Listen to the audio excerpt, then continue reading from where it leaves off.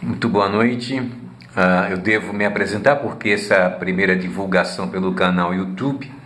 Meu nome é Genivaldo Tavares de Melo, sou pastor, sou também contador. Quando vocês virem esse cenário aqui atrás de mim, na verdade é a parede com dois quadros, é sempre no meu escritório, quando aproveito término de expediente, um horário de folga, para gravar um vídeo e comunicar alguma coisa. Pois bem, hoje é exatamente dia 21 de dezembro em São Paulo, e o que eu queria falar sobre a cana-de-açúcar e o Calvário. Talvez você diga, mas que relação que tem uma coisa com a outra? A princípio não, mas você sabe que tem coisas na vida que nos remete a um campo de visão mais concentrado, e nesse sentido a cana-de-açúcar realmente sempre me levou ao momento do Calvário, da crucificação. E por quê? Bem, vocês sabem como funciona a moeda de cana-de-açúcar, todos nós sabemos. Eu, algumas vezes, eu gosto de caldo de cana, não o tomo com frequência, meus 71 anos agora exigem moderação, mas às vezes em que eu tomei caldo de cana, principalmente em praça, tendo um carro oferecendo caldo de cana, eu observava a maneira como eles trabalhavam. Então, o sujeito pegava a cana, punha na moenda, passa a cana, caldo desce, é peneirado, já cai no caneco lá, enfim, para ser servido. Mas eu já vi também pessoas pegarem, a cana sai do outro lado, ele pega a cana novamente, dobra uma segunda vez, põe na máquina, passa do outro lado, aí já um pouco de espuma e tal, né? Até bonito de ver. Já vi também pessoas passarem por 3 vezes. Na terceira vez, dobra mais uma vez a cana-de-açúcar, coloca na moenda e sai do outro lado. E quando eu percebo, só vejo o bagaço da cana. Caldo que é bom ali não tem mais, está sequinho. Pois bem, aí eu me lembro, elevo o pensamento ao capítulo 53 de Isaías, que é onde o profeta Isaías descreve a trajetória da vida de Jesus, pelo menos dos últimos momentos, em que ele começa dizendo quem deu crédito à nossa pregação.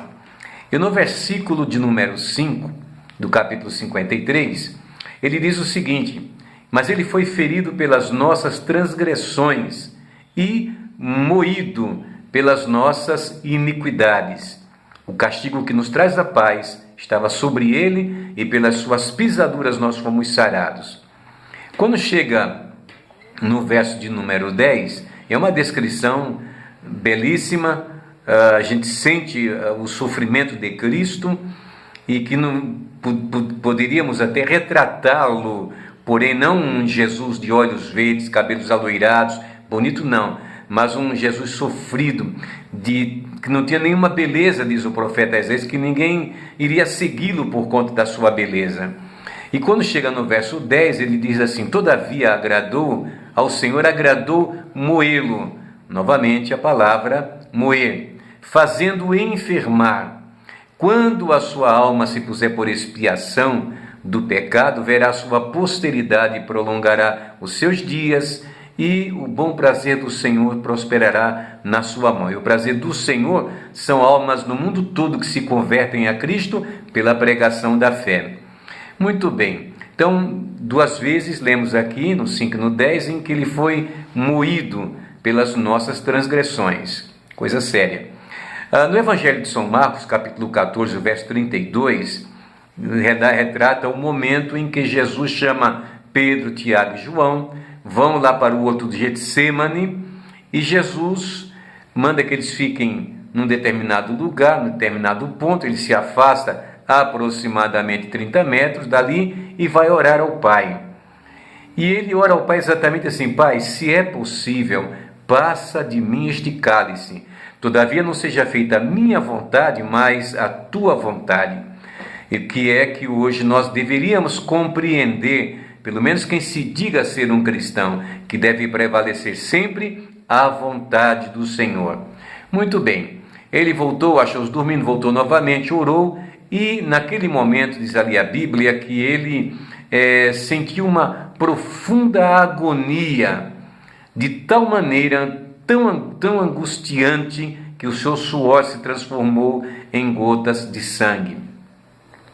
Mas ele estava disposto a cumprir. Jesus não estava com depressão, Jesus nunca esteve depressivo, Jesus esteve angustiado, perplexo com a situação, mas nunca deprimido, que a depressão é uma patologia, nós conhecemos causa e efeito, etc., que é uma outra situação. No caso de Cristo, não, ele estava plenamente cônscio da sua responsabilidade, do que ele deveria realmente passar. Lucas, que era um médico, descreveu no capítulo 22, verso 44, que ele estava posto em agonia e orava mais intensamente. E nessa oração ele incluía-se diante do Pai, ao pedido que já falamos antes aqui: Pai, se é possível, passa de mim este cálice. Mas nessa oração ele via toda a humanidade, a todos nós. E foi aí que o seu suor tornou-se, segundo o relato de Lucas, em grandes gotas de sangue que corriam até o chão. Há muito tempo atrás, eu me lembro que tinha lido um artigo e reencontrei este artigo que é escrito por um médico francês, Dr. Barbet, e esse médico descreveu a cena dessa angústia, desse sofrimento, e explicou por que o suor se transformou em gotas de sangue. Disse ele, Jesus entrou em agonia e tornou-se, o seu suor se transformou em gotas de sangue, que é um fenômeno que ocorre de maneira singular. E ele então descreve que o seu suor, esse fenômeno é chamado de hematidrose, que é por conta de um estresse profundo, de uma agonia profunda, o terror, o susto, a angústia terrível de sentir-se carregando todos os pecados dos homens. Isso deve ter esmagado, segundo esse médico deve ter esmagado Jesus, o peso da responsabilidade. Tal tensão extrema, dizia ele, produz o rompimento de finíssimas veias capilares, estão sob as glândulas sudoríparas, e o sangue se mistura com o suor, que se encontra sobre a pele, e então escorre por todo o corpo até a terra. Então está aí explicado que o que é hematidrose, portanto um fenômeno que é ocasionado por uma profunda angústia. Foi o que Jesus sentiu lá no Getsemane. Não foi sem razão. Vocês sabem que Jesus estava enfraquecido, ele foi apanhado no fim da tarde lá no Getsemane, e depois foi levado à presença de Anás, de Caifás, do Sinédrio, de Herodes, Pôncio Pilatos, depois para Pilatos novamente, que deu seu voto final acerca do que deveriam fazer com ele, consultando o povo que pediu a sua crucificação, e assim Jesus foi levado ao Calvário. Pelo caminho, a angústia também, o sofrimento, as dores, pela coroa de espinhos, chega lá no Monte Caveira, temos ali os cravos que são pregados nas suas mãos, nos seus pés. Vocês imaginem a angústia, a dor que ele sentia e a perda de sangue. Tanto é que os soldados, porque logo viria ao entardecer e a Páscoa, ele não poderia ficar na cruz, ou pelo menos no sábado foi isto. Contudo, um dos soldados lhe furou o lado, e com uma lança, para verificar se ele estava realmente morto, e logo saiu sangue e água. João 19, 34. Ele disse para a mulher samaritana: aquele que beber da água que eu lhe der, nunca mais terá sede. Jesus é a fonte da água da vida para todos nós. E isto nos deixa bastante claro, não é? O tamanho do sofrimento do Senhor. Aquela cana passada 3 vezes na moeda, chegando do outro lado apenas o bagaço. Eu quero compreender que quando chegou do outro lado, sabe, já no término de ele entregar a alma ao Pai, render-se ao Pai, ele estava só o bagaço de gente, do ser humano.